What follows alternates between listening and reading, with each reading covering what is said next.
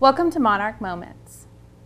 I'm Joyce Johnson, and this is part 2 of our summer edition highlighting students' work. Adoption by Rika McDonald and Brian Smith. Well, it seems that you have completed the basic prerequisites for adoption through the Department of Social Services. Your application packet here with your family histories, including your next of kin, your views on discipline and religion have been filled out. Now, the next thing we're going to have to make sure that the next of kin are willing to take care of your kids in the event of your death. That's very important to us to make sure you have that. One of the other things that we are also doing is we have to receive the certification from the fire marshal to make sure that you've passed the inspection there and make sure there's no lead paint in your home or anything like that. We're waiting also for your fingerprints and your background checks to come back in. As soon as those have come back in, we'll start having you meet with the kids. Was there anything else that you wanted to discuss before we continue with the adoption process? No. You sure? Yeah, I think that's pretty much it. Okay. Well, as soon as you finish with these inspections and the background's approved, we'll start bringing you the kids so that you can meet each one of them. Okay. And I think we're going to start off with these 4 in particular that I've picked out, and we'll make arrangements for you to do that then. Okay. Thank you. Well, like I said, I was adopted when I was 4, so I really don't know a lot about them. But growing up, me and my brother, we grew up with a lot of our biological cousins, so that's somewhat how I knew about them. From what I've heard, my biological father, when he found out that my mother was pregnant, his passport, like his visa, expired, so he went back to Mexico. So last I heard, he was in Mexico. Last I heard, he had like 9 kids. I'm not sure if that's true or not. My mother, as far as I know, she grew up here, and I know where my biological grandmother lives. I've stopped by and seen her a couple of times. I have very harsh feelings towards my biological mother now. Actually, towards my biological family, period, now. Growing up, I didn't blame them at all. I was like, pretty sure they had very good reasons for putting us up for adoption and everything. But the fact that when we all get back together after 17 years, and that my biological mother has a chance to sort of rekindle some kind of relationship with us. Yeah, sure, maybe not a mother-son relationship, but some kind of relationship, like period, point blank. She doesn't, and... Just a second. Barkley. Oh, hey. Hey, missus. Oh, hey there, puppy. How you doing today? I'm fine. How are you? I'm all right. No kids today? No, daycare's on a break today. All right. I just wanted to bring by number 1 today, as we discussed on the phone, so that you could meet her. And hello. hi. Okay. We wanted to just get her kind of acclimated to your house, see how she's going to adjust, see how you would fit with one another. We'll still have further appointments so that you can meet some of the other kids. Okay. All right? Okay. Wow. What a beautiful home. So many expensive things.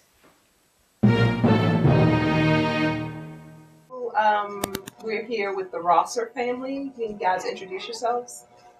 I'm Kelly Rosser. Sandy Rosser. Stephen Rosser. I'm Claire Rosser. And I'm Martin Rosser. And we're here with the Rossers because they have adopted all 3 of their kids from an early age. We were unable to have, biologically, we were unable to have children. And Sandy was a teacher. I was in law enforcement, and I did a program where I worked with children a lot. We both worked with children at the church, and we just couldn't. We really wanted to be parents from the time we got married. we were ready to start trying for a family, and it just didn't work out the natural way. And we both just couldn't think of a future without, having children and raising a family. It was important to both of us. We even went about 5 times for in vitro with donor sperm, but the very last time we went up there, it just broke my heart. I thought, if this child is not going to be Kelly's, then I don't particularly care if it has my blood either. And my mother's question to me was, do you want to be pregnant or do you want to be a mommy? And my answer was, I want to be a mommy.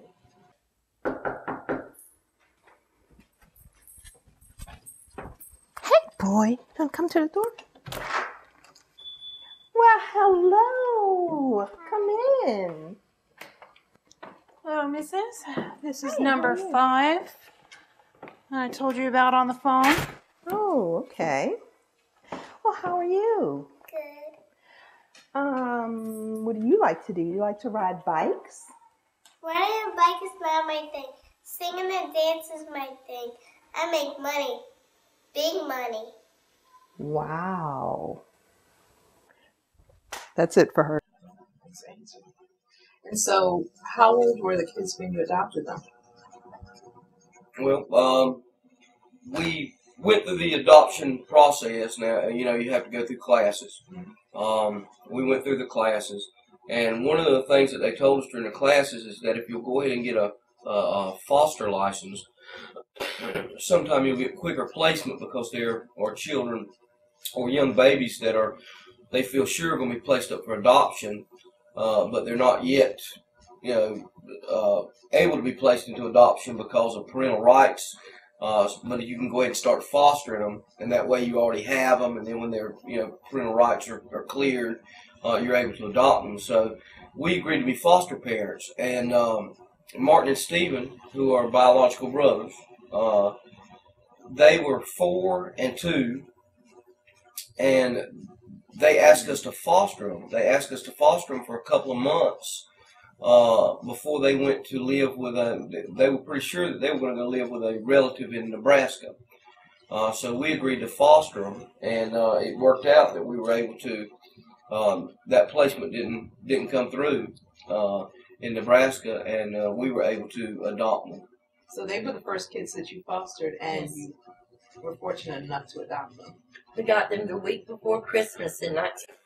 Oh, that's a great Christmas present. It was a great Christmas present, and we expected them to be with us a month.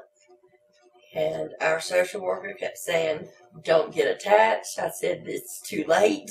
I'm already attached." They called us Mommy Sandy and Daddy Kelly, and 1 month went to 2 months, went to 3 months, and sometime at the end of March, there were 2 incidents that just about broke my heart. We were at the supper table one night, and Martin got up on his knees, and he said, "I don't want to call you Mommy Sandy anymore." I went, "Well, what do you want to call me?" He said, "I just want to call you Mommy."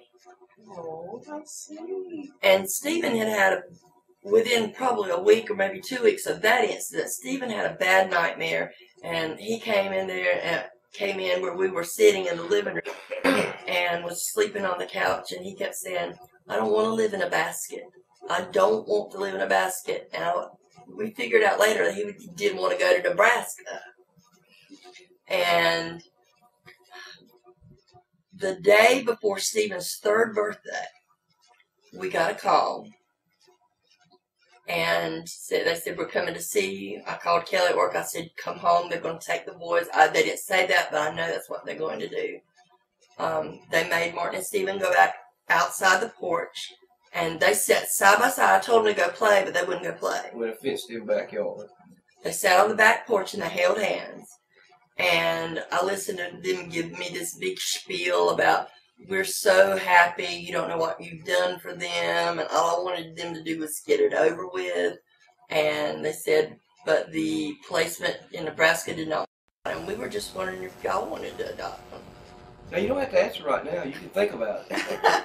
But, we didn't have to think at all. We didn't have to think about it.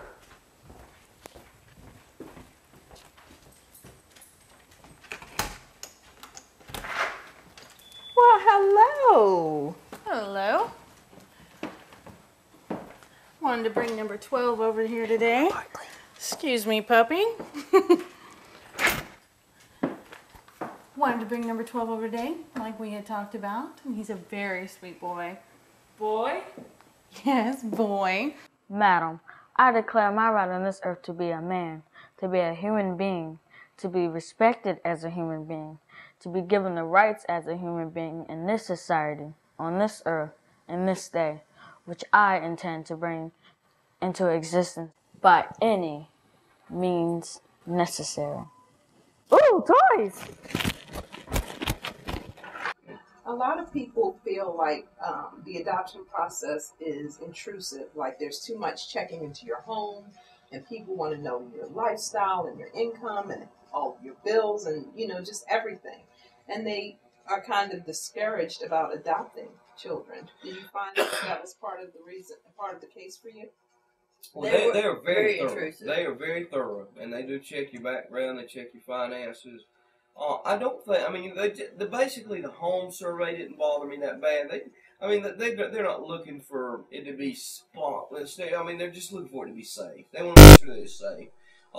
My biggest skepticism was this classes they make you take. I went into it kind of dreading it, thinking, you know, it's just something I've got to go to class 3 hours a week. You know, we went on a Thursday night for 3 hours, and we had to go how many weeks? 10 weeks. 10 weeks. And I'm thinking, you know, I know this is something I've got to do because I got to jump through the hoops, you know, to do it. And I went into the classes with a lot of skepticism. But I'll have to say that I really enjoyed them, and I think that they were very. Where I found them informative is in the fact that they talked a lot about, you know, adopted children and biological children and different needs that may arise and different ways to deal with, you know, with the adoption question and questions about birth family and all this thing. And I really found it to be a very rewarding experience, the classes that they made you go through. I will say that they are very thorough in what they do as far as the adoption placement social workers, as far as the job that they do. They're very thorough, and I can see where some people would think it might be a little intrusive because, I mean, there's no vetting process for people who have children the natural way. I mean, anybody can have, Exactly. you know, and this way, I think, but then again, I mean, I think they serve a purpose in that they're trying to get the child in the best possible environment they can get the child.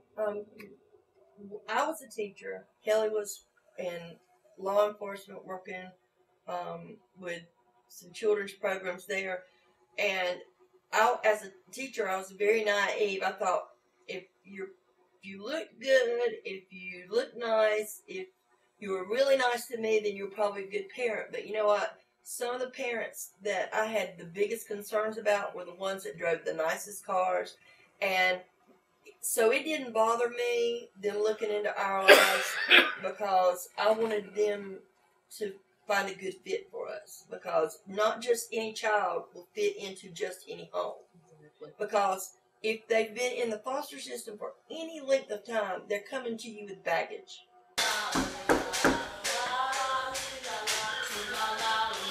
Kids, shh.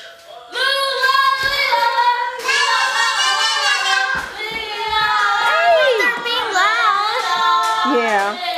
And this is number 18. Mom!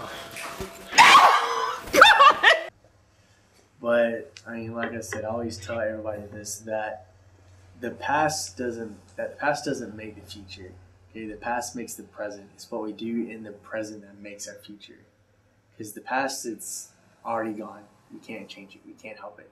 But the future hasn't been determined yet. The future can only be determined by what we do in the present. I always tell everybody that, and my sister, she tells her friends that, and I always tell people, if you ever get discouraged, think about that. Don't let your past discourage you. Don't let your past tear you down. Yes, it happened. It brought you to your present. If you want to get past it, stuff in the decision making in the present determines your future.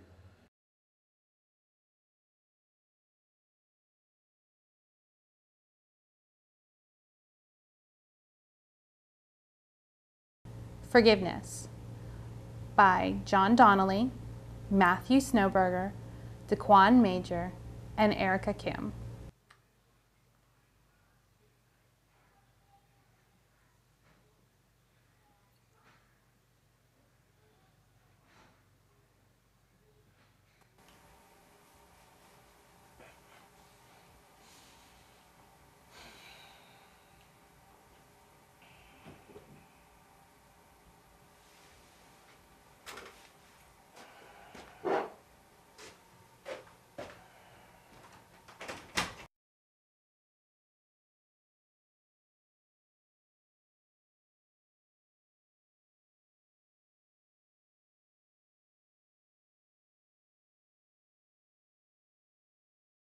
Are you sure about this? I know it's been a crazy week. You're really stressed, but Anne, he's guilty. He deserves any... Yes. Settle down. Now, this is the way it should be, and it's done. This little rat was gonna go to jail and never see the light of day again. And I love you, but you're in shock. You ain't thinking right. Think of Jill. Look, just settle down. Now, this is the way it should be, and it's done. And it's not too late. As your lawyer, I will see to your wishes, but as your friend, listen to your sister. He stole her from us. He stole Jill from us. What you're doing, you're rewarding him. It's like Jill didn't even matter. Just shut up. Look, Jill was my daughter, and you didn't even really know her. Now, just be quiet. And if you can't support this, well, then there's the door. Now, this is the way she would have wanted it. It's done. You do your damn job. You know what? This is the way she would have wanted it. I can't be a part of this. It's done. Miss Miller? Your Honor. Well then, let's go. Good afternoon, by the way. Good afternoon, Your Honor. So, Miss Miller, I see that you have filed a request for leniency in the sentencing of Mr. Jones? That's right. Have you counseled your client on this matter? We've discussed it. Your Honor, I was the one who filed the request. Do you support that request? With all due respect, sir, I respect the wishes of my clients. Luke, turn that thing off. Your Honor? Please. Miss Miller, what I'm about to say breaks every ethical code ever written, but I was ready to put this kid away for as long as I possibly could. What he did to your daughter was heinous. You know that. You deserve justice. He deserves bars. And if I respect this request, I won't be doing anybody any favors. So I'll ask, are you sure this is what you want? Yes, absolutely. Please. May I ask why?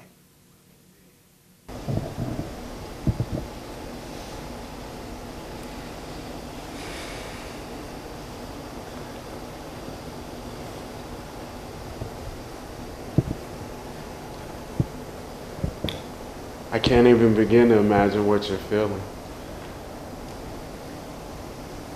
It's all she ever talked about. This place, the music, her new friends.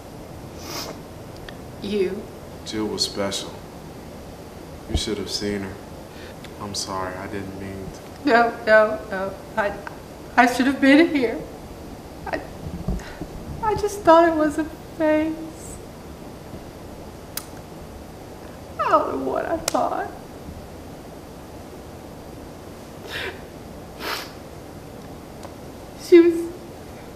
She was here that night. Did you see her? I did. She was here working on her sermon. Right over there.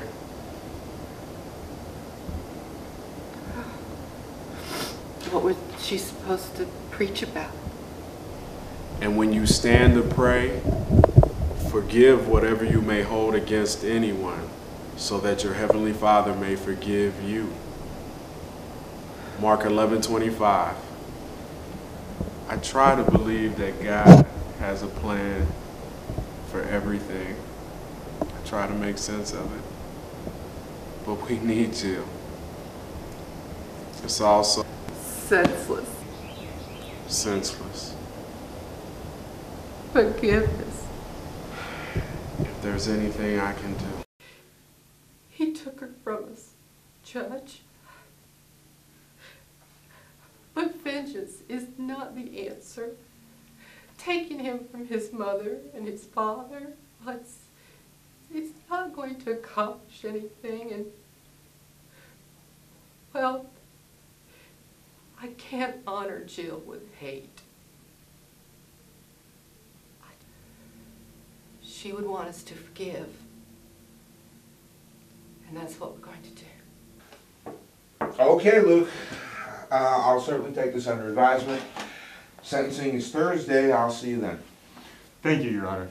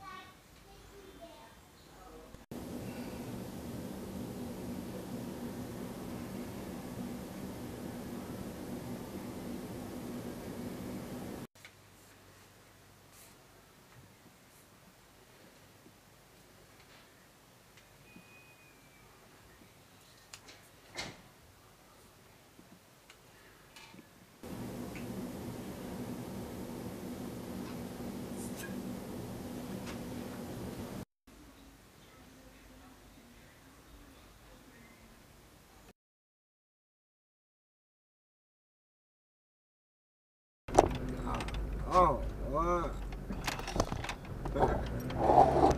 Wow, Harvey, what?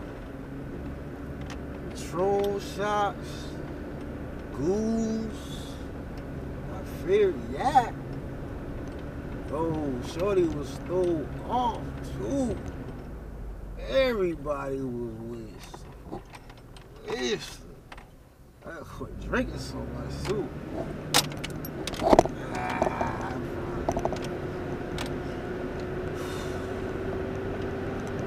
Tired, what? Man, probably do the same thing tomorrow.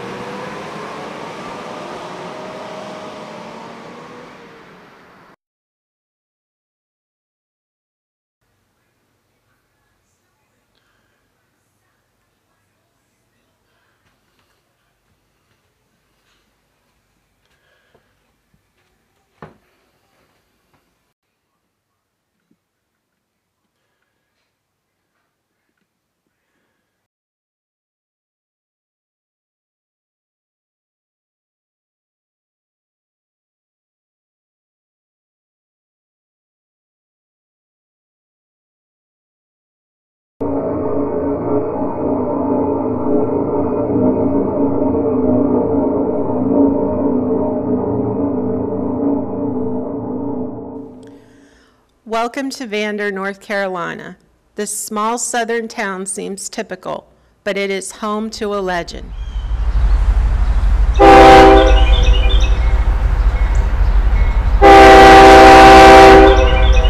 It's said that on these very tracks, a man lost his head. Archer Matthews, a train conductor, was smoking on the platform of the Vander station. Some say he heard a strange noise that startled him. Others say he tripped. But somehow, Matthews fell off the platform and knocked himself out on the tracks. A train came through, the train kept going and cut off Matthews' head. People claim to see a light floating above the tracks. They say it's Matthews searching for his head. We are going to investigate this legend with the help of Proof, a scientific ghost hunting group. Founder Armando Nunez has agreed to help with the investigation. They have seen the light before and have photographic evidence. My name is Armando Nunez. I'm one of the co-founders of the Paranormal Research Organization of Fayetteville, or Proof. We are based out of here, Fayetteville, North Carolina, and we do investigations in and around the Cape Fear, or the Sand Hills area, I should say. This is our team: Armando Nunez, Michael Potts, professor of philosophy and member of Proof, and our student volunteers, Michael Wade and Thomas Holmes. We start out the investigation by checking for EMF. Okay, one theory of how electromagnetic radiation can function as far as ghosts are concerned is that ghosts would use the EMF energy in order to show themselves in some way, either form an apparition or to use the energy to express themselves in a voice form. That's just one theory. Armando has discovered that an electrical box and the train tracks have a slight magnetic charge. No other areas emitted an EMF. Electromagnetic fields can cause the sensation of a haunting, even if there is no paranormal activity. Overexposure to EMF can cause paranoia, dizziness, feelings of dread. Essentially like you're being haunted or someone is watching you, and it just gives you that feeling of uneasiness to where you think someone's constantly watching you. The team begins checking out the site. Can't really see it, but basically what we have here is a split in the track with a bunch of overgrowth. Proof has seen the light before. He essentially saw something like this. Interesting. I mean, maybe a little further down, but I mean, it looked like this. But just imagine it maybe 10 to 15 feet away. Swamp gas could be an explanation for the Vander light. Swamp gas is methane given off by decomposing plants. It's common in boggy areas like Vander. However, swamp gas needs something to spark for the methane to ignite. Also, it usually burns blue, not red, as Proof has seen. The location of the Vander light on the tracks does not fit the swamp gas theory, as standing water is where swamp gas usually exists. The team begins asking questions to collect EVP. EVP session, Vanderlight investigation, 11/13/09. The time is 9:26 Eastern Standard Time. We are at the track split where one track is the old tracks that used to go to Stedman, the other tracks go to the Monsanto plant. Is anybody here? Electronic voice phenomenon is basically when you go out on an investigation, and any recorder that you have, either whether it be digital or analog, can be used to record voices. These voices are usually subaudible and you don't hear them when you're going through the investigation, but once you get home and do evidence collection, they usually pop up out of nowhere and you'll hear them plain as day. What kind of EVPs have you gotten from the Vander investigations? Personally, I've picked up breathing. Yeah, that's all I've actually picked up. I haven't picked up any voices or anything else, screaming, anything like that, but just breathing. This is Armando's EVP. Over his speaking, you can hear breathing, although no one is near the recorder. Armando Nunez, rates for an investigation 0001 hour. What about any of your teammates? Davis picked up whispers, I guess. This EVP has whispering mixed with the sound of proof members talking. So why don't you talk to us before we leave real quick?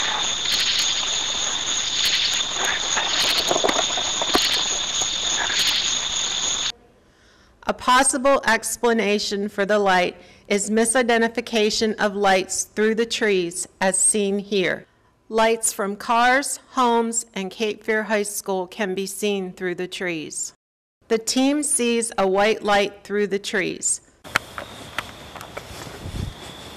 It's white. I don't know if it's coming from the school, but it's right along the hedge line.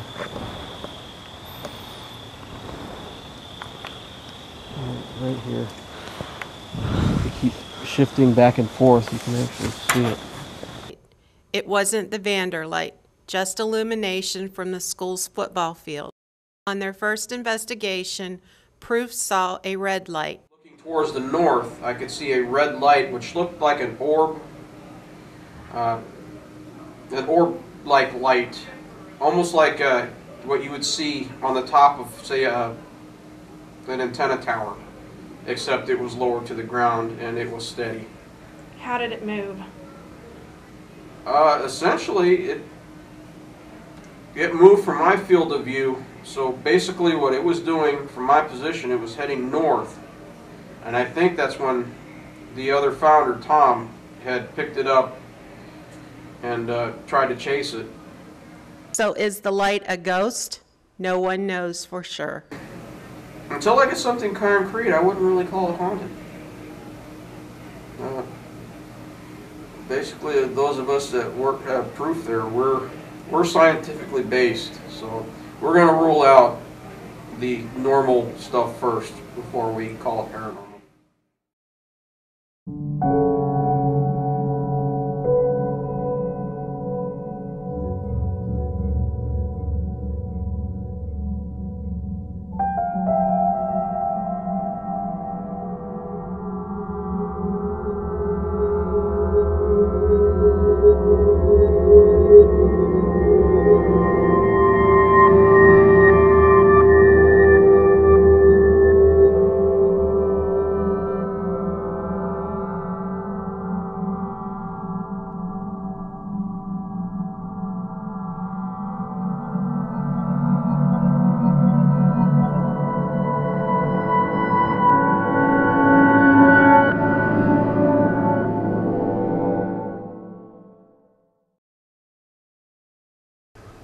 Where's my head?